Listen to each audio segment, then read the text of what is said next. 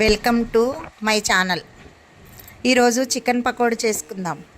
అర KG chicken బాగా కడిగి వాటర్ పోయేలా ఒక గిన్నెలోకి తీసుకొని సరిపడా కారము, ఉప్పు, ధనియాల పొడి, చిటికెడు మసాలా, అల్లం వెల్లుల్లి పేస్ట్, ఒక నిమ్మకాయ, పసుపు, green chilli sauce, corn powder వేసుకొని పెరుగు వేసుకొని బాగా కలిపి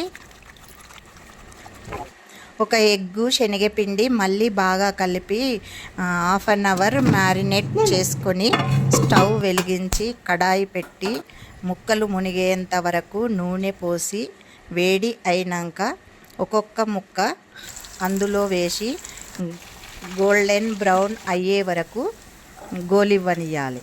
అదేవిధంగా మొత్తము చేసుకొని పచ్చిమిరపకాయలు, కరివేపాకు గోలిచ్చి అందులో వేసుకోవాలి. Chicken pakodi ready. ఒక టేస్ట్ చూద్దాము ఎట్లుందో.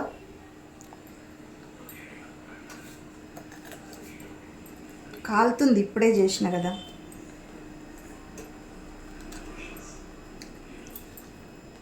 సూపర్. ఎట్లుంది? మీరు కూడా ట్రై చేసి ఎలా ఉందో చెప్పండి. Thank you.